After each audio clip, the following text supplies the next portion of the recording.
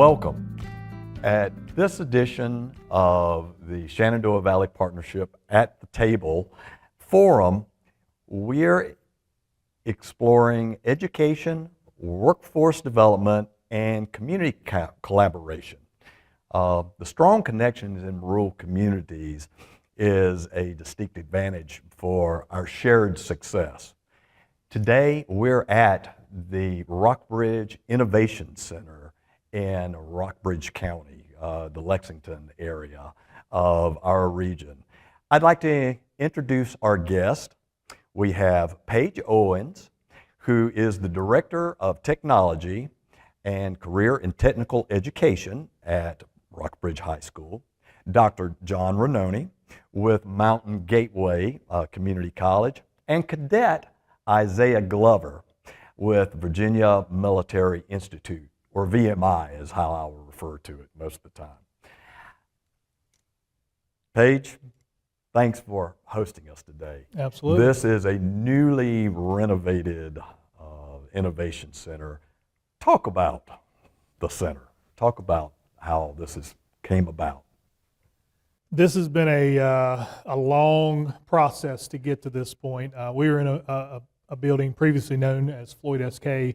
Technical Center, which was about 50 years old and definitely needed some updates. So went around for a good while, many years before we finally came up with was able to do what we need to do to get the building renovated, and it was about an 18-month process from start to finish. And we moved in this past January 2025, and it's been amazing. It really, truly has. This is, I really describe it in two ways for our students, community and opportunity. Our community has embraced this facility in many ways by funding, by just partnering, using the facility. And then opportunity, our kids have so many opportunities in this facility and with the different programs that we have. You mentioned it before we started the program, that this is the community room. It is, yes, and it has a great name because it is used nonstop by community organizations throughout the area and government agencies, you name it, we're using it. Students, teachers. Everywhere. So it's getting put to use. Yes. What are you teaching in the Innovation Center? Our CTE programs, we have about 21 of them at Rockbridge County High School. And we are doing everything from building trades, engineering and architectural drafting, aerospace technology. We have a really robust manufacturing program, cybersecurity, agriculture, small animal care. We have a great culinary facility. We have a super strong nursing program, electronics technology. We truly have a lot, and I know I left out a couple there, but we have a lot. Yeah. Now, the programs that you're offering, relevant to the community, I would assume.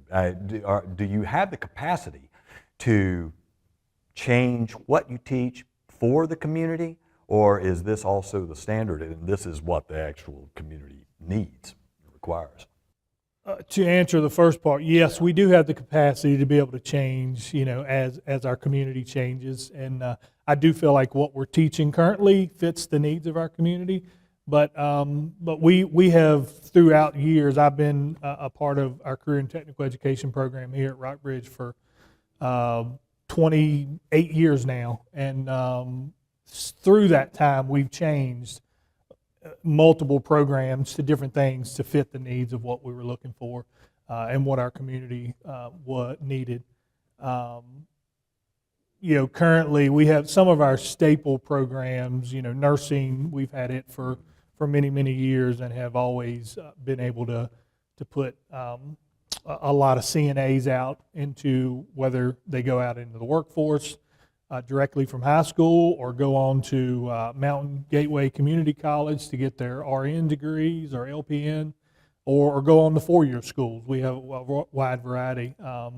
Our culinary program, Rockbridge County in general has a huge market for hospitality and restaurant, and our culinary program as well as our hospitality program feeds those pretty well.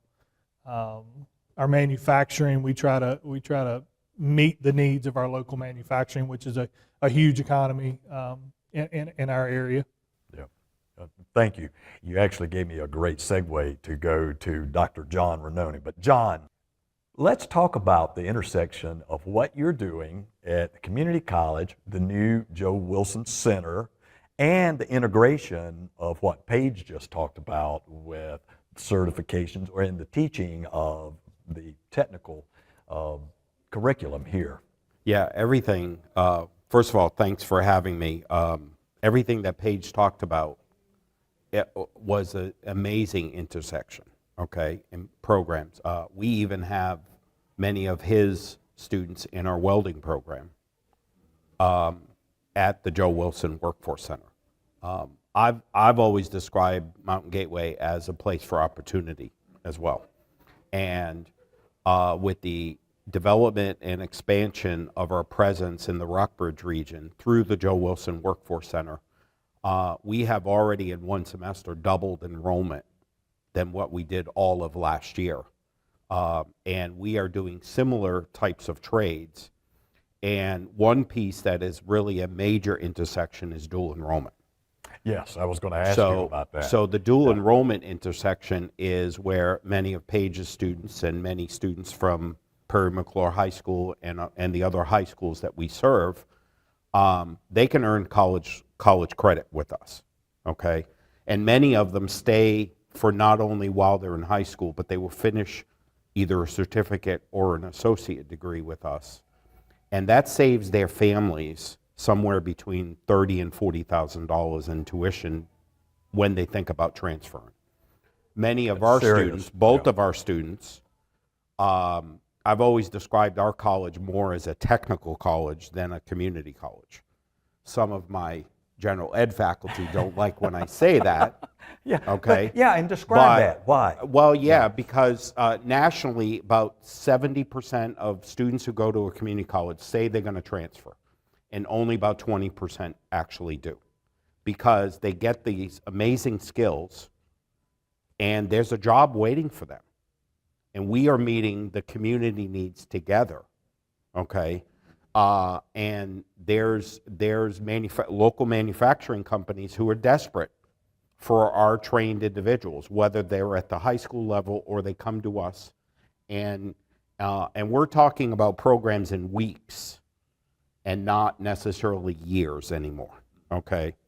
So dual enrollment provides that opportunity for individuals who maybe, and most of our students are first generation college students, okay, of any kind, whether they're a truck driver or whether they stay with us through our practical nursing program or our registered nursing program.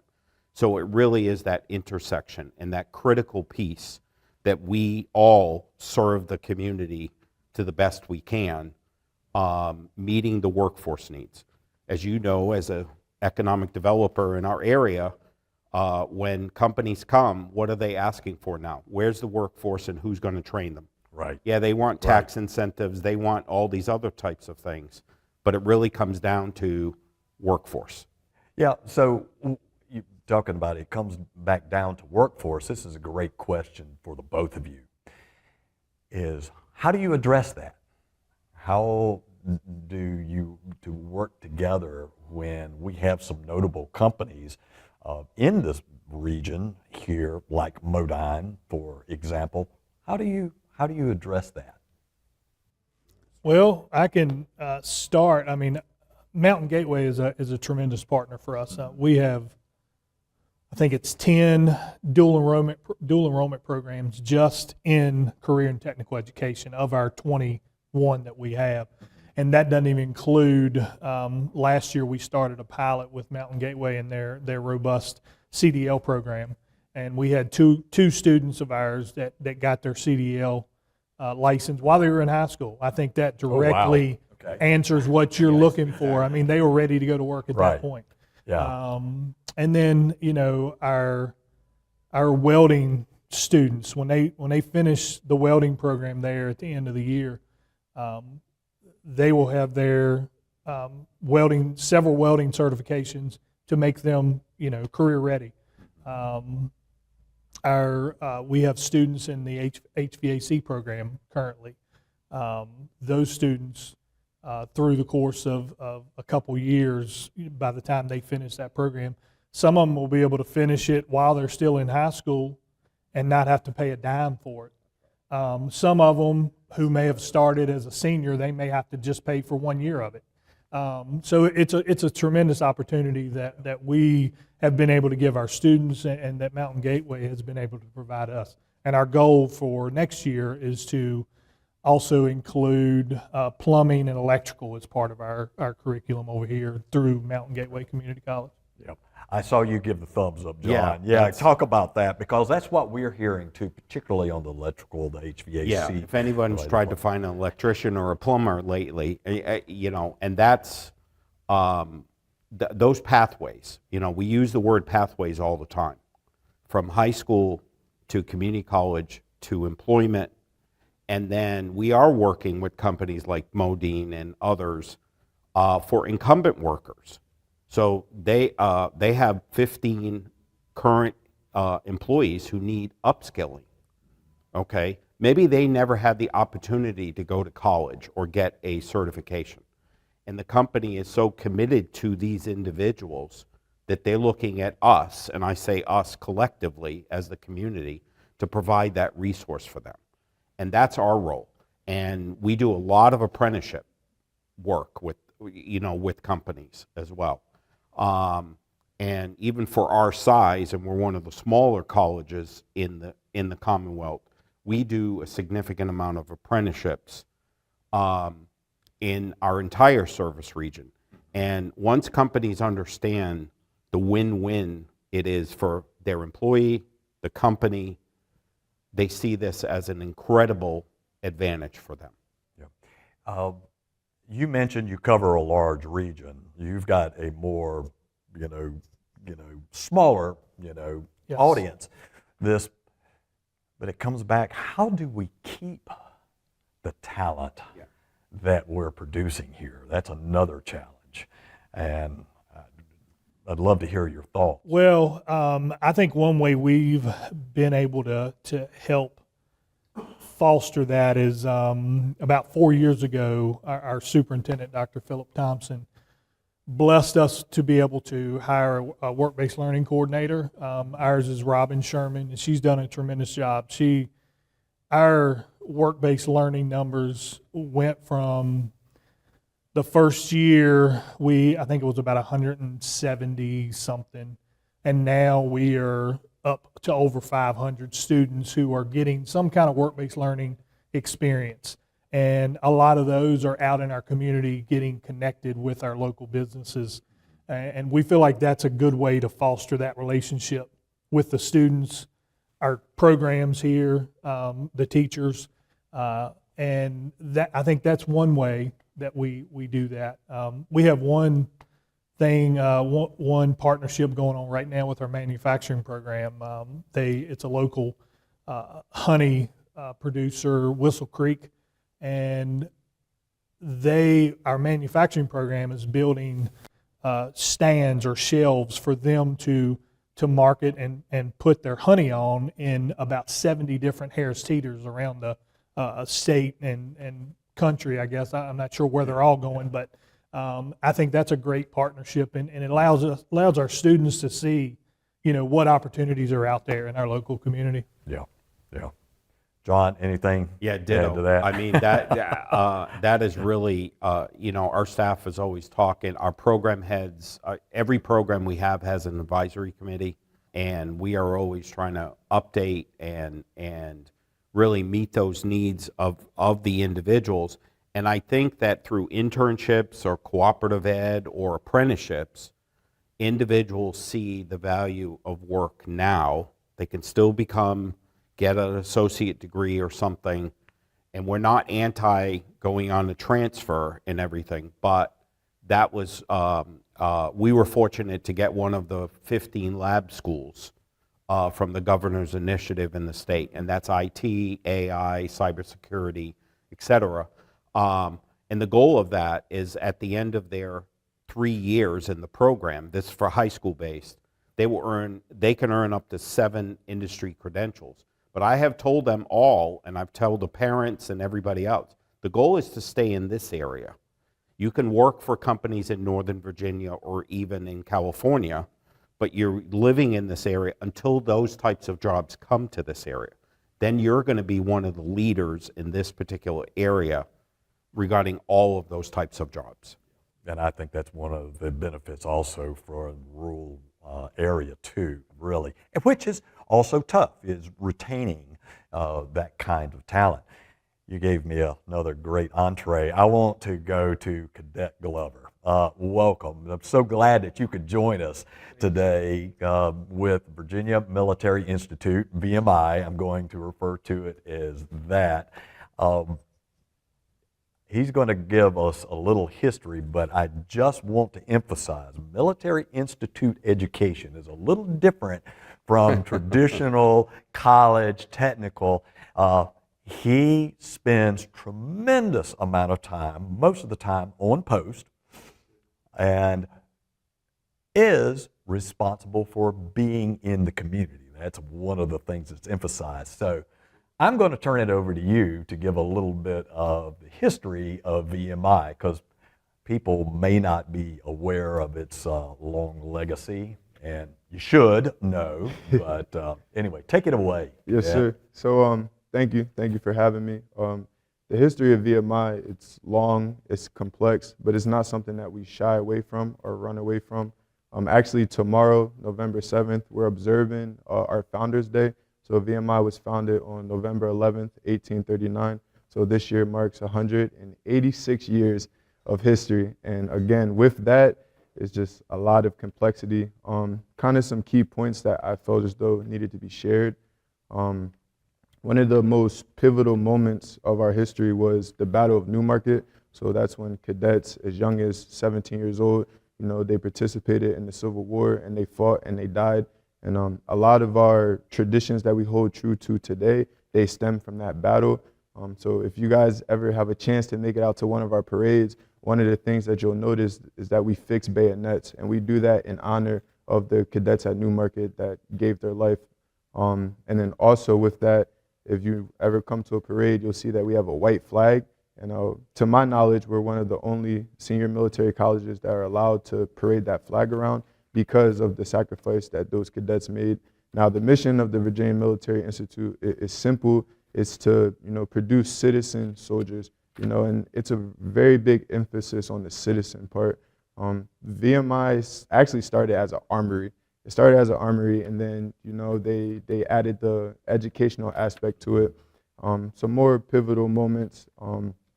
In the 60s, that's when people of color were first admitted in the VMI.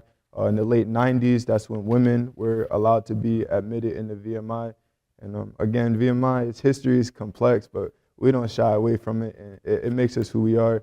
And going back to the citizen soldier part, we have a very strong emphasis on honor and integrity. That's what guides us to this very day. Yes. Great description. He was referencing the Newmarket battle. That's more than 70 miles from the campus to where the cadets marched that far doing that. Talk about some of your engagement in the community. So my engagement from the community started from when I was a rat or, a new cadet. Yeah, explain that. Yes. Okay, so one of the things that makes us special is that we have the rat line. And so the rat line is, oh man, I'm getting flashbacks. No, not my definition of fun, but the rat line is where, new cadets are tested, and it's where they're given the opportunity to prove themselves and get the training to be cadets. So the rat line is very hard, and it's supposed to be hard. And my out of the rat line on Saturdays, there's this club on post. It's called the Building Bridges Club. And so with that club, that's primarily community focused. They do a lot of work with the community. We work with the SPCA, but me specifically, I work with Habitat for Humanity. So that was really my first exposure to the community, and just the receptiveness that we gained from that it's like inspiring. Like the community, they very, very much, they love their cadets. So one of the things that makes VMI unique is that they have your commissioning route. So if you want to go to any of the 5 branches, and they also have the non-commissioning route. And with that, we have FTX in the fall and in the spring. So the non-commissioning cadets, what they do, their whole FTX is community service based. So some of the projects that they've worked on, again, Habitat for Humanity, they work with the SPCA. They make reefs, and they do reef layings. And one of the more unique things that I know that they've done is they went around to the grave yards in Lexington, and they actually helped clean up the graveyards and help identify and kind of make matches, especially pertaining to veterans. So I think that was pretty cool. And then me over the summer, I actually had the privilege, and again, the privilege to actually live in Lexington and kind of see things from outside of cadet land. And that was very exciting, just the receptiveness, again, that the community has for the cadets.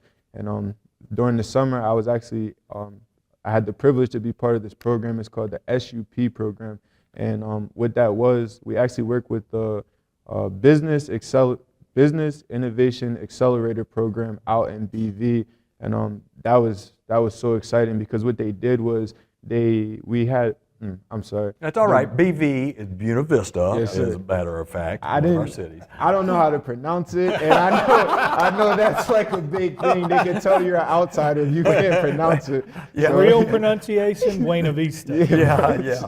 But Buena Vista and Buena Vista has a really good tourist koozie that tells you how to pronounce Buena Vista, as we say it here. I'm sorry, we're getting off track. Yes. So with that program, the idea was we had to come up with a business plan, and we had to pitch the business plan to our mentors and to the staff.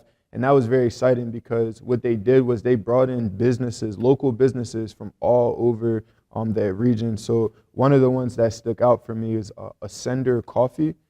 So we went to Ascender Coffee shop, and we got to sit down with the woman that owns the shop. And we just got a real first world perspective on what it's like owning a business, operating a business, especially in a rural community, and what our dollar actually means to them. And that was my biggest takeaway from the program, because, we have Amazon now, so it's like, oh, I need something, I go to Amazon. But no, like, I'm a big proponent in keeping the wealth in the community that you live in, and just living here over the summer and being a part of that program. It really just opened my eyes to, we're almost like a family. We rely on each other. Again, this summer, I was at the gas station, and I was reading a Gazette, and it refers to WNL and VMI as the 2 factories, of Lexington.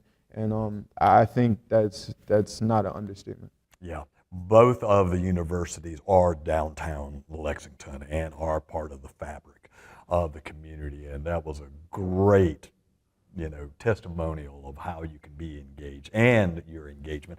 How large is VMI in population?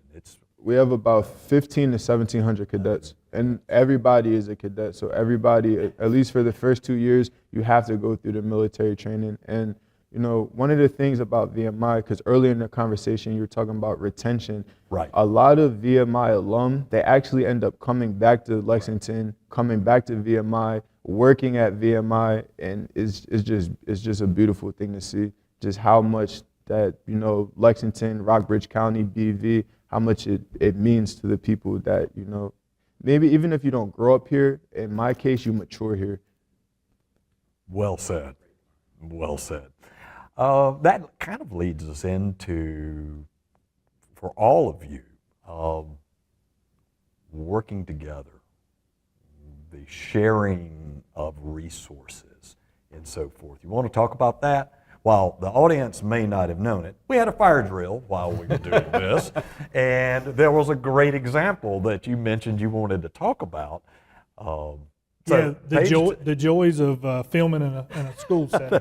that's right. As we were going outside, I noticed our firefighters dressed in full uniform, and it just reminded me of another partnership that we have, which is truly a tremendous opportunity here in Rockbridge County. Is we have an EMT and a fire program, and our local Rockbridge County Emergency Services actually provides the instructor for the program. His name's Shane Watts, and he does a tremendous job. Our EMT program is, I think we're going on about 6 years, and it has grown. Actually, it's maxed out the last 2 years from the amount of students we can take, and we just started our firefighter program this year, and the whole premise behind it was to build our own. And to get certified EMTs and certified firefighters to be able to provide for our local community. And as Cadet Glover was talking, it reminded me of another partnership. He was talking about his experience with Habitat, and for the last on and off for about 20 years, our building trades program has built a Habitat house every year. So it's tremendous opportunities out there for our students to get connected with our local community. Yep. John? Yeah, so the community piece, community is our middle name as a community college. We have, obviously, we talked about the partnership through dual enrollment and other partnerships certainly with the high school and all the high schools. We even have a partnership with VMI where we provide, every summer, they train about 20 to 25 cadets for EMT, because then they become part of the VMI force should there be an emergency and so forth. And we've been doing that for 8-9 years now. And we are in the beginning stages, and I guess I can say it, the beginning stages with Southern Virginia University, where they're very interested in offering a BSN, a Bachelor's of Nursing, and they want us to do the associate degree of nursing. So it would be a 1-2-1, and they are literally down the street from us. And they would do the first year and all the prerequisites. We would do year 2 and 3, and then the students would finish their 4-year degree with SVU as seniors. And it would be seamless. They would just take classes down the street, but they would live on campus. And so that partnership exists. We partner, there was a mention regarding the Innovation Accelerator. We've been partnering with the Advancement Foundation for almost 10 years now in our entire service region. And we've been mentors, we've been partners with them. So that word community is really important to me and really important to our college. I learned just this week that about 50% of the graduates from VMI are not commissioned. Yes, sir. They go into the workforce Yes, sir. directly. Yes, sir. And I will set this question up for all of you, but I loved a couple of things you said. What would you tell a business who is considering looking at this area, the attributes and why it would be a good place for them to locate? And I'm going to start with you. So before I answer Yeah. that question, may I answer the previous question just about kind of VMI's Please, role? please. So yes, we do. We have the EMT program, as mentioned. We have a firefighters program, but kind of more, I guess, from the inside. VMI does a lot with the community and for the community. So this past Halloween, we host Halloween in Barracks, and that's just a perfect time for every locals from the community to come, bring their kids, dress up. You know, we pass out candy and things of that nature. I know our Cameron Hall facility, if W&L is too maxed out as far as their graduation, or if it's like a rainy day, they'll come and they'll have their graduation in Cameron Hall. I know, I think Rockbridge County High School has their graduation in Cameron Hall as well. And We do. Yes, sir. And also SVU at the games. I know their softball team is always at our football games and stuff, working the concession stands, helping to raise money, for their programs and stuff. It's just amazing, and it's beautiful to see. I know like Rockbridge County, the baseball teams and stuff, and a lot of the local teams, they'll come and they'll play on our fields, and we'll host them. So it's just, again, that community involvement is needed. VMI needs the community, and the community, I feel as though, needs VMI as well. Well said. Well said. What would you tell a business about? Aside from that, I think you've answered my question, but I just wanted to know if there was anything else you wanted to say. So what would I tell a business? Well, first I would tell a business, I'm from the north. I'm from Pottstown, Pennsylvania, about an hour outside of Philadelphia. It's a lot more suburban here, but the people here in this community, they love their community, and you talk to people that have been working, at one place for 20 plus years. It's that old school loyalty that I hear my mom and my grandmom and stuff talk about, So if there was a big business to come into the community, I would just tell them that you have nothing to worry about. I know, like, back at home, there's so many jobs and no one wants to work. But here, it's that old school mentality. They want to work. They take pride in working, and they won't leave you hanging out to dry like I've seen some of the businesses up north. So I would just tell them that, the people in this community, they're committed. They're committed, and if you invest in them, I promise you, they will invest in you. I did not prompt him for that answer. That was beautiful. I'm not well sure I said. can improve on that, but the only thing I would say is also somebody who moved here about 13 years ago. It's the amazing resources that are available, and the willingness, and the downtowns and the small businesses. Yes, we all want big businesses and everything, but the heartbeat of any community is really the small business, and being able to support them, and the educational facilities as well, and institutions, as you alluded to. Paige, anything to add?